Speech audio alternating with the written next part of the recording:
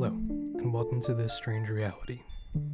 Before we get into today's episode, I just wanted to give you all a little background on me and the show and what hopes I have for the show. Like so many of you, growing up I was obsessed with the paranormal. I read books, I watched TV shows, and I always sought out all things weird and paranormal. Throughout the years, I've had my own paranormal experiences, which only deepened my fascination with the topic. And to this day, I still read books and zines, watch TV shows and documentaries, but at some point last year, I found that I was consuming a lot of content, but not all of it spoke to me. To me, the paranormal is about engaging with mystery, letting wonder into your life. Not everything paranormal is scary. Sometimes it's comforting. Sometimes it's just plain absurd. What is the paranormal? I can't say for sure, but I definitely know it's not about shouting in the dark and kicking down doors. So I made the decision I was going to make my own project. The show went through many different phases, but one thing has always remained true. The focus of this show would be to connect with and hear stories from as many different people as I could.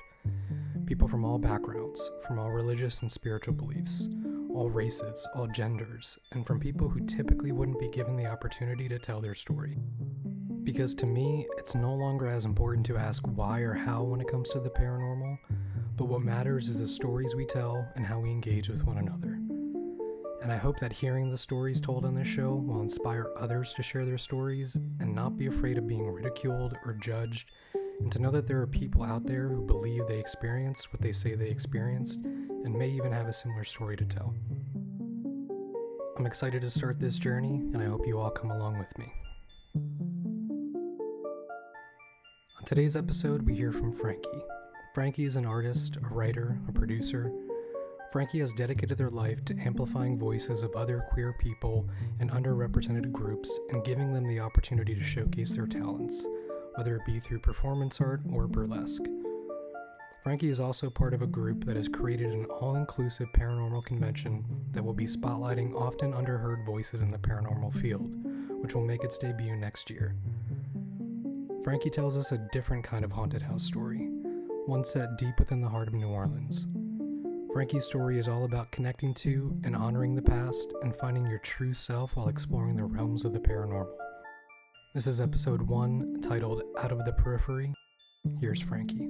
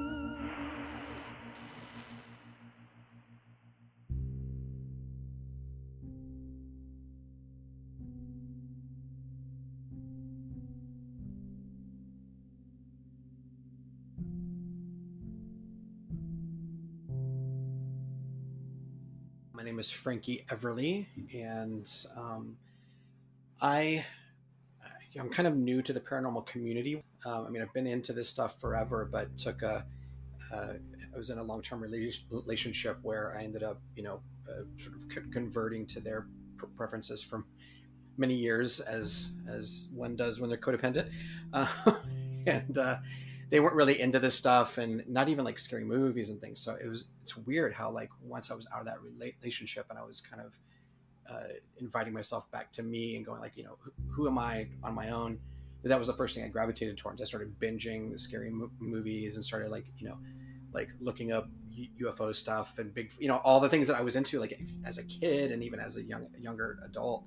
And one of my good friends that we'd been friends for years, very powerful witch from Wisconsin, was like, hey, I've got an investigation team that's all ladies.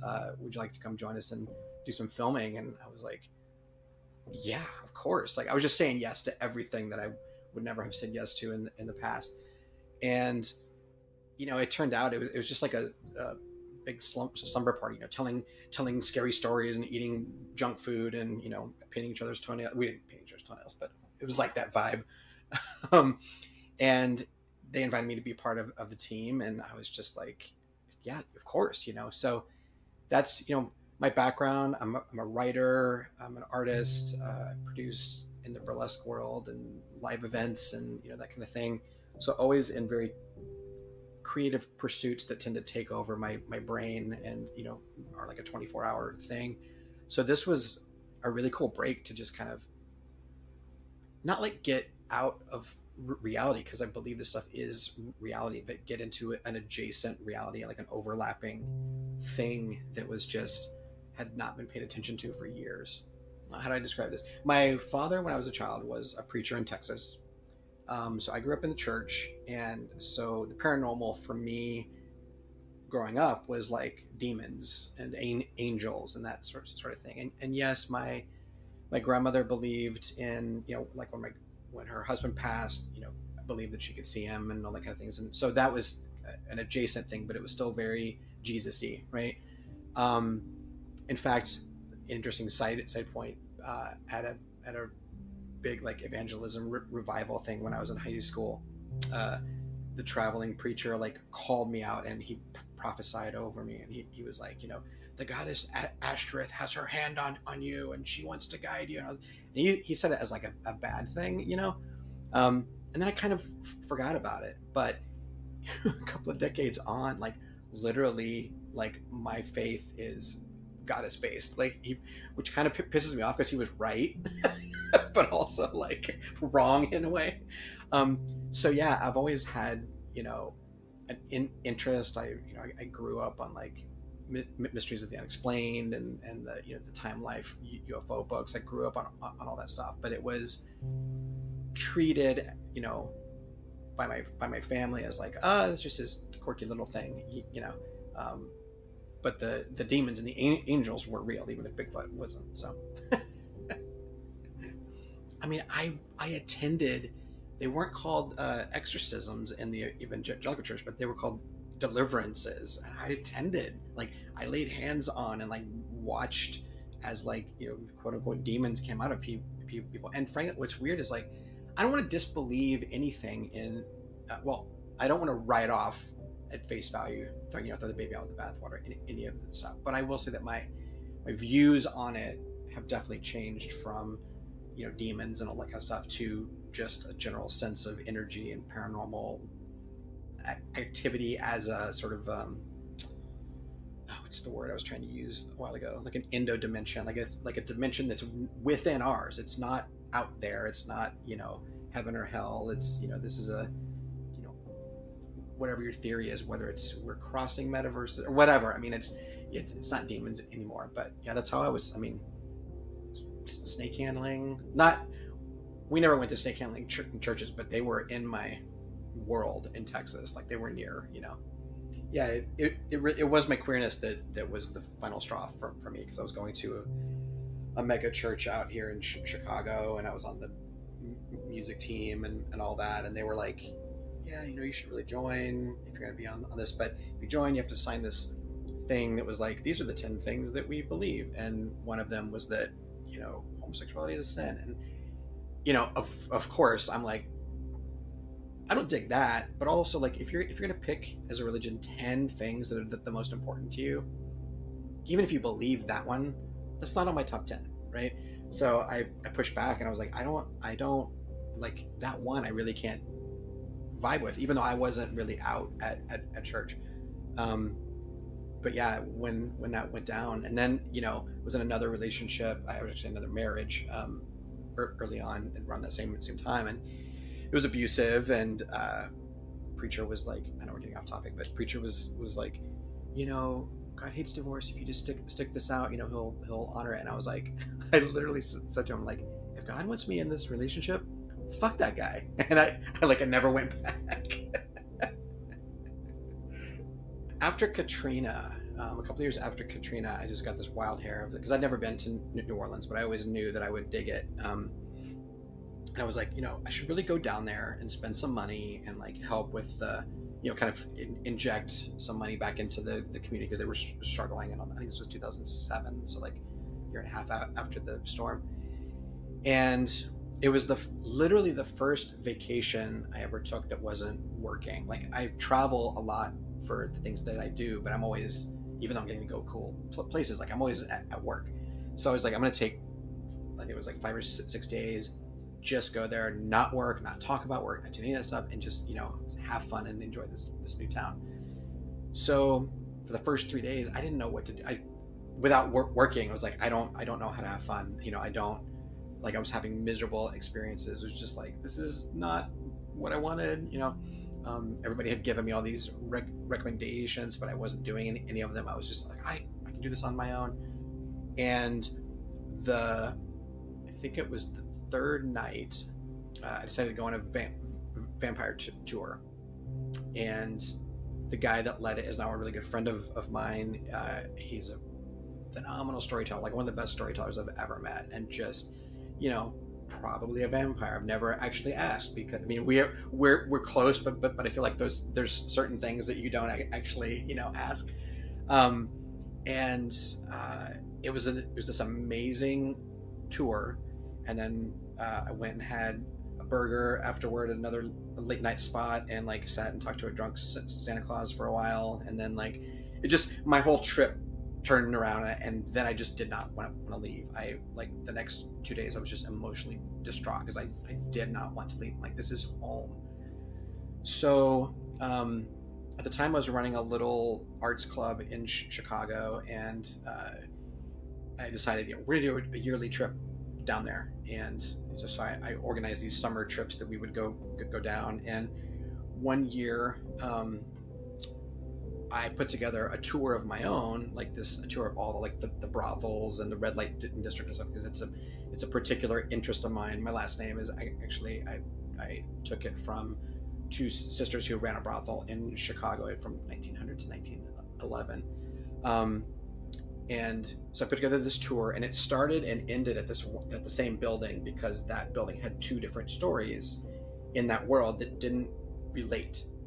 And I took my little group on this tour, and when we ended up back at this building, a painter, this artist that lived there, he came out and he was like, "What are you guys doing?" And I told him, and he was like, "You want to come inside?" I was like, "Yeah." So he took us inside. We saw the courtyard. We saw his apartment on the first floor, and he was showing us all this cool shit. And then he goes, well, we exchanged numbers or whatever, I think. And then when I came back to Chicago that next week, he called. He was like, "Hey, the third floor just became available. I don't know if you'd be interested." And I was like, in my mind, I was like, I in no way can afford a second apartment, because I'm not going to move down there. I'm going to, but I was like, I can't not live in this place. So sight unseen, I hadn't seen that apartment. My wife and I, we took it. We were like, sure, we'll do it. And then we split time for almost 5 years there. And it was just a cool spot. Like, the energy is so fantastic. The smell, like, I can, right now, as I'm thinking about it, I can smell it. It's, it was built in 1830 and just is this old, beautiful space. One of the stories, it was the family home of the family of the Bellocks, Bellocq. The last two Bellocks that lived there were brothers. One was a priest, and the other was an architectural photographer named EJ. And if you Google Storyville prostitute images, there's one main one that comes up. This woman sitting with a glass of rye. She's got striped stockings. Her legs are across. It's like people have used it for decades as like shorthand for Edwardian era sex work. That was my apartment. Like, that's the one that I lived in. The photographer brother, used to sneak a couple of blocks away to the red light district right outside the French Quarter, and he would talk the girls into coming back when his brother wasn't around. He photographed them. He also shot them at some of the brothels that in the district, and no one knew about it except the guy that was his developer, because it wasn't, at the time you had to take your film somewhere and that kind of thing. And so he had a secret relationship with this film developer, and his brother at some point found the stash and like just like scratched out the faces of a lot of the women and like did a lot of just really destroyed things. And um, this wasn't a public thing until like I can't remember the whole story of who ended up with the negatives and the plates, but they about 50 years later they ended up being owned by the guy that started Preservation Hall, which is a music venue down in the French Quarter, and they were just like stored, and they were after a storm they were found. And this guy named Lee Friedlander, who's a photographer who's kind of most famous for the nude photos of Madonna in the 70s, he bought them, he published them, and that's how people know about them now. I think he bought them in like the 60s. So because of that history, that gap from like 1912 to the 1950s, that story wouldn't have known about the other story of that house, which was a madam. They call them landladies in New Orleans, not madams, but this woman named Norma Wallace who bought the place and opened her fourth brothel in the French Quarter in that space. And like John Wayne used to go, Don Amici, who's an actor in Cocoon, most famously, like all these, when people would come through town and play in the French Court, like all these famous people would go, and it's got a very like storied history. There's books about it, like it's it's a well-known thing. Now it's condos. But yeah, so that was just because of its two histories. I was super thrilled to move in. I was like, yeah, I can't not live here. So then I would use that place as like my place to go write a lot. So I was there every month for at least a few days, usually with my partner at the time, but I would go every now and again just by myself and just write, just do these like long slogs of I was trying to write a novel that never came to pass, but it was like my bottle of bourbon and bad decisions and writing kind of era. And I started to one night. I had so many experiences there that I can't recall which, because these were 10 years ago. I can't recall which the first one was, but I just remember I'm at my computer at one end of the apartment, and it was just a big rectangle, the whole like a loft space, and it had stairs that went down to the hallway. So when you went into the apartment, you went into the second floor hallway, you unlocked the door, and then you walked upstairs to the apartment. So I was at the other end from where the stairs were, by the window, and I'm just tipping away, and I'm like, you get that feeling someone's looking at you. So I look over, and above, like at the top of the staircase, was like, the best way I can describe it is like in Predator, when you look at the Predator and you can't see him, but you see like the shape of displacement of, like there's glass or something. That's kind of what it looked like. And it was an obvious like femme presenting visual that just felt really nice. Like, I wasn't creeped. I wasn't scared. Just like, oh, she just is looking at me just like I'm looking at her. So I said something to the effect of, hi, hope I'm not disturbing, that kind of, just, I don't recall exactly what the words were, but I made sure to like introduce myself and see if she was okay that I was there. And I just got the sense that it was fine. Went back to my writing, and, every now and again I would look over and she would either be there or not. And I didn't say anything about it at the time, because again, my partner at the time was super not into this stuff, and like I didn't want to sound nuts, and I didn't want to for her to be freaked out when we did come down. And then at some point, again, the timeline gets really weird over the years, and the bourbon. But at some point, some friends of mine from Chicago were staying. They went down there for a Freemason conference at the Scottish Rite, and I got a phone call while they were there, and he was like, "Hey, is your place haunted?" And I'm like, "Yeah, what'd you see?" And he's like, "Well, I haven't seen anything, but I keep getting these like glimpses out of the corner of my eye, but I look and there's nothing there." And I was like, "Everything's friendly, don't worry, there's nothing, no one's after you. It's real." He's like, "Yeah, no, it seems really cool." I said, well, where are you looking? He said, over by your stairs, at the top of the stairs. I was like, yeah, that's exactly. And I explained to him, my thing. The friends that were down there for the Freemason conference, he also was talking. He's like, yeah, I've been having really sexy dreams. I'm like, oh, you're sleeping on the couch then, right? He's like, yeah, because I would notice that whenever I would fall asleep on the couch, which was essentially where a wall would have, that apartment used to be two apartments. So that where the couch was where a wall was. So my sense is that that's likely where a bed was, maybe, and and where a lot of activity happened back when it was a brothel. Like there was a lot of like one I remember in particular was I guess orgy is not really a PG term, but it was more of like a party atmosphere where there were lots of folks involved, and like I feel like I was always a voyeur in these dreams. Like I was more watching a narrative than being involved, but they feel kind of like Christmas Carol-y, like Ghost of like you're being shown, Ghost of Brothel's Past or whatever. And it was it's funny because when I think back, I'm like, oh yeah, but it wasn't really like period clothing, and someone's like, oh, it's because there wasn't a lot of clothing at all. It's like it's not people in top hats because they lost those hours ago.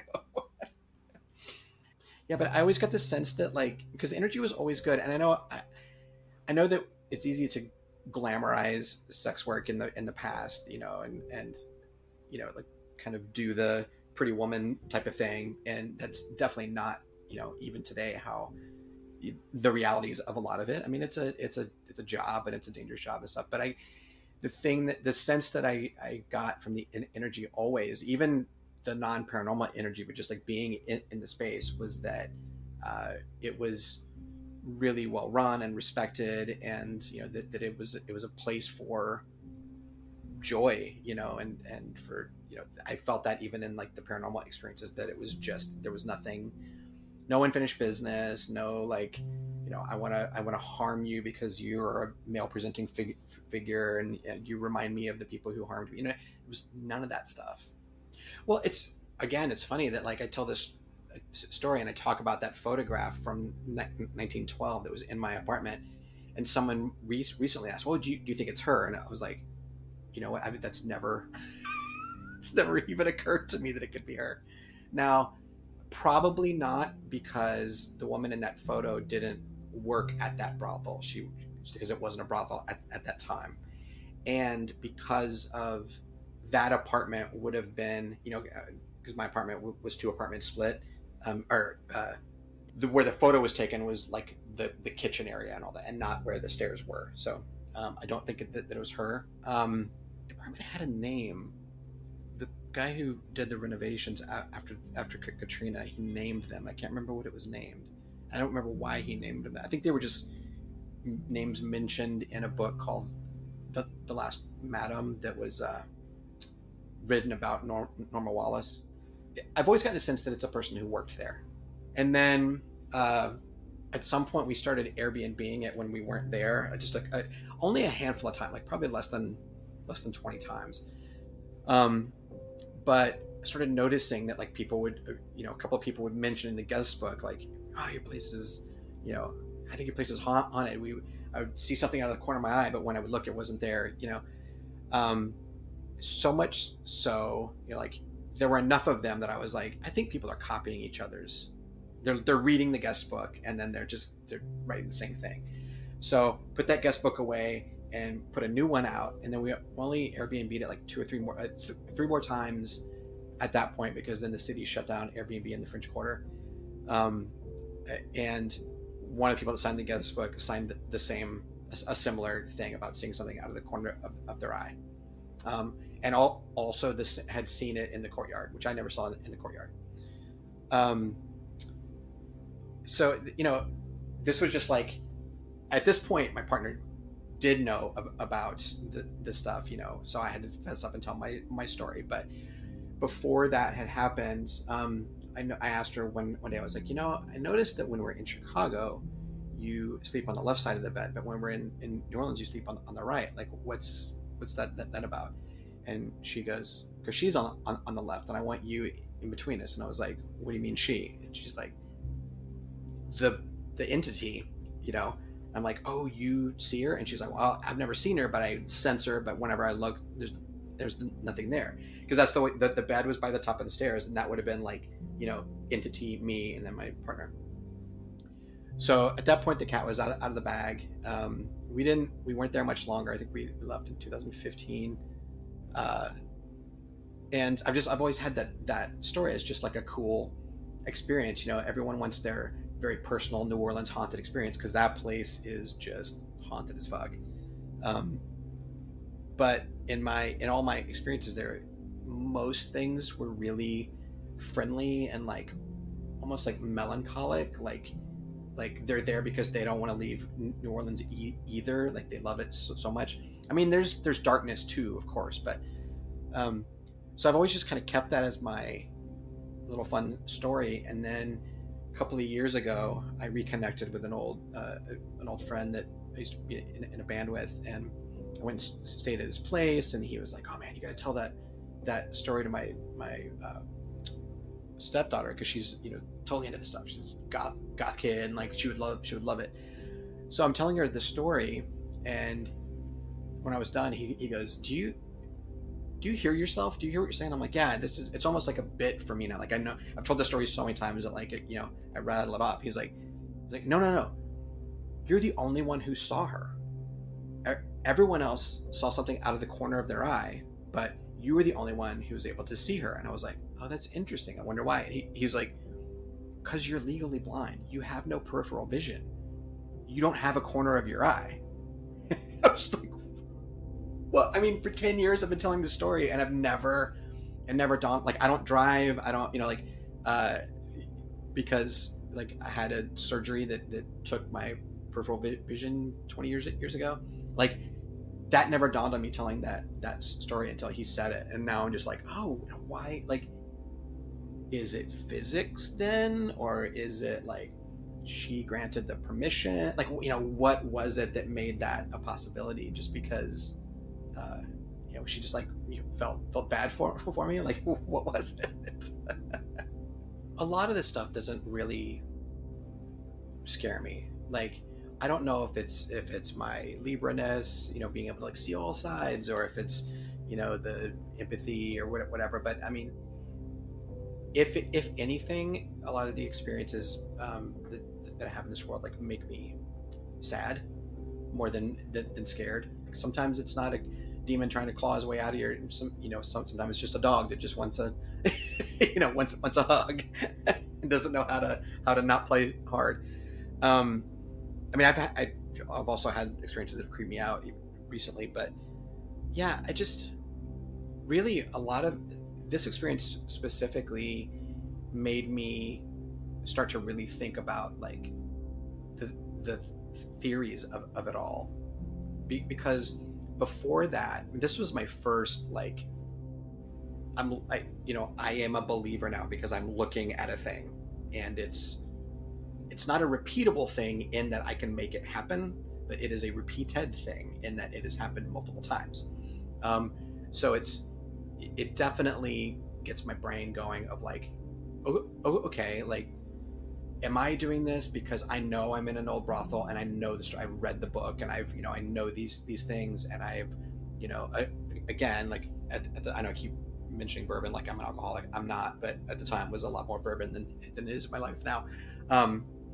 You know, was it that? Was it like, oh, I'm writing, so my creative juices are going, and I'm, you know, I've had a couple of whiskeys, and I'm in a place. Am I creating this? Because I do believe there's a creative aspect to some of this. I mean, the experiment that Adam and Amy did a while ago, where they did the created energy thing, and it, you know, it's like, I believe that. I believe in magic and that. So, but the fact that others had experiences that were at least adjacent, you know, to it, you know, it was really sort of undeniable to me. So if anything, it took an interest in the paranormal and kind of a, oh, that's neat. Oh, maybe there's aliens out there. Oh, there's probably a Bigfoot that we haven't met, you know, these things, and just kind of like almost treating it like comic booky, like, oh, this is just cool stuff to think about. It turned it from that into like, yep, I fully, I can go toe to toe with anybody else who's had an experience, because I've had a legitimate and repeated experience that others have had a tangent to as well. Because before this, I could always logic things away and go, like, we're scaring ourselves, we're making things up, whatever it is, it's a gas cloud, whatever. Even though, like, I always loved the conspiracy theories, I'm an X-Files kid and all that, like, loved them, but also tried to steer clear of believing them, just because it's a slippery slope. But also, like, of course the government lies to us, like, of course, like, my alderman lies to me, and he's up the block, like, so yeah, this was the thing that was the turning point in me going, yeah, absolutely. Like, people go, do you believe in ghosts? Mm-hmm. Yep, seen them. I don't know what they are, and is it the spirit of one person who is that person now in spirit form? I don't know. Is it an energy? Is it an imprint? Is it a rubbing up against another universe? I don't know. I don't care. But I saw it a few times. So, well, I mean, it depends on how broad of a term, how broad of a net you want to cast with the term, which I think is getting broader and broader. With the festival that I'm doing, I'm trying to keep it under control. It's like, what all is paranormal? Because are vampires, whatever, these things. But I would also include things like magic and deity and that kind of stuff, because they are an adjacent reality, a dimension within, an energy within our dimension. But they're not in the physical as we understand it at this point. So in that sense, I mean, I definitely dabble in magic, and more than dabble. I have selected deity for myself that I try to incorporate into my day-to-day life and planning and manifesting and all that kind of stuff. And I do notice that when that stuff is going sort of more resonant, because it comes and goes. You have times that you're like, I'm too busy. When it's resonating at a sort of higher pitch, that all the other paranormal stuff also is more. I'll notice that, like, oh, I'm feeling drawn to something in a geographical space. I need to go to that thing, and then you go to that thing and go, oh shit, this just happened. Like, it's pretty day to day. And in fact, like, when I jumped into the community a couple of years ago, was because I came out of a divorce, and I was like, I need to know who I am and all this stuff.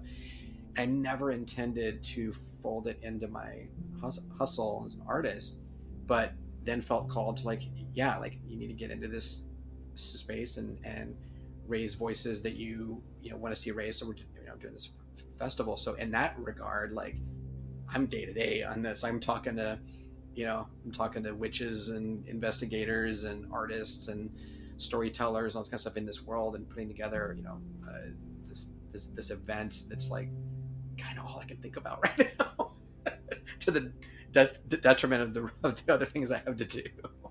I do have an experience with an auditory, like, an entity that has said things to me that I do know exactly who it is. It's a different story, though.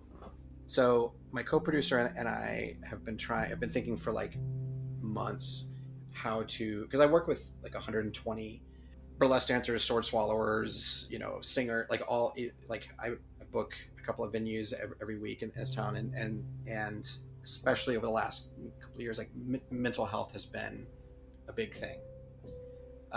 And my family, my group here is like, we're special needs, right? Because if you're going to therapy, you need to go to a therapist who, like, understands, because the burlesque world is sex work adjacent or overlapped in some cases. It's queer as fuck. It's like, body positivity and diversity. It's all these things that are like literally at the forefront of the political, like, culture wars. And so my family is feeling the strain for sure in the mental health realm. So Heidi and I have been trying for a few months to, like, figure out how we can show up for them and, like, put together a resource. We don't know what it is, but we know that we have to do it. want to do it. So I went out to dinner with a woman that's I've worked with for 20 years now, a dancer, and we get together every few months, and we just kind of talk trash, and she's a cemetery nerd just like I am.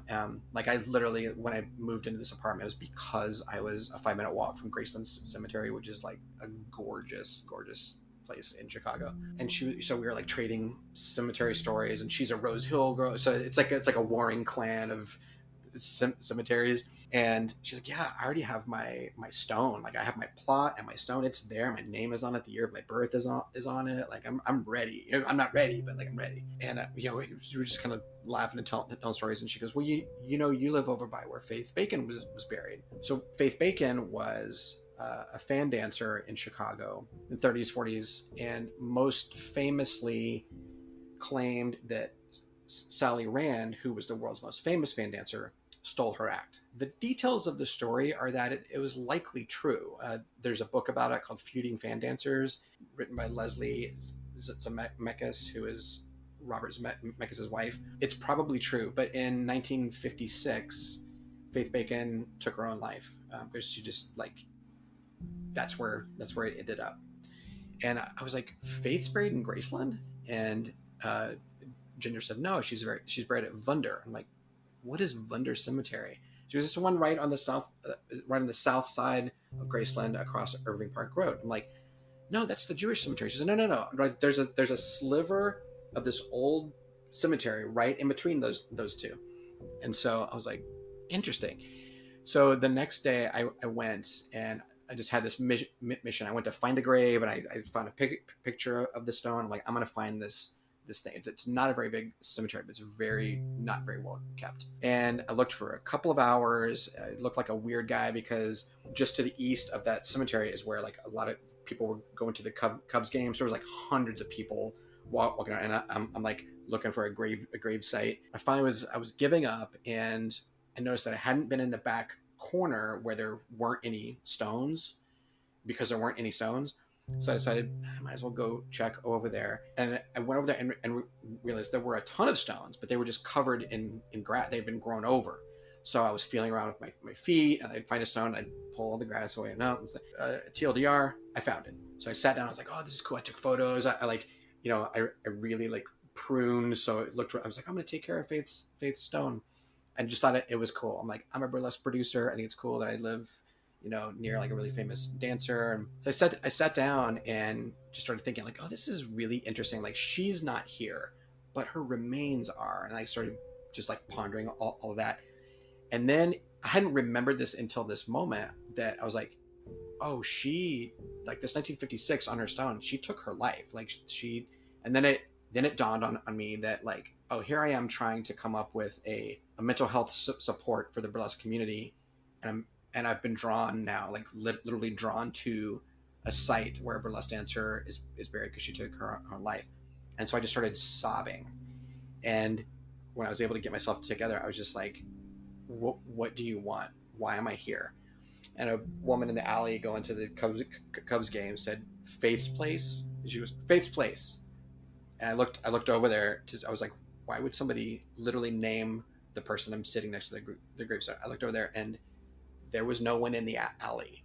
Like, the whole 2 or 3 hours I'd been there, it had been people coming and going to the game. That's why I thought I heard a voice from the alley.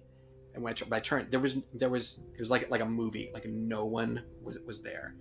So I've started with my co-producer putting together, like, we're putting together a board of like really amazing therapists in like the queer space and all the stuff. And it's called Faith's Place because, of course, it is. Like, that's what she wants to be called, and that's why I was drawn to her. And so now I visit her, a couple times. I've been there like probably 10 times in the last 3 months, and like it feels really good. I feel like she's really happy to get her story told and to like kind of do good for other people on whatever non-linear timeline we're on. Yeah, it feels really good. Okay, that was episode 1, titled Out of the Periphery. I'd like to thank Franky for sharing their story. I think Franky's story does a great job of illustrating how not every haunted house or ghost story has to be scary or demonic, but they can connect us to the past and give us glimpses into the history of locations where we may live or visit. If you have a paranormal story that you'd like to share, you can email that story to stories.thisstrangereality@gmail.com. Again, that's stories.thisstrangereality@gmail.com for a chance to be interviewed for the show. Thanks for listening.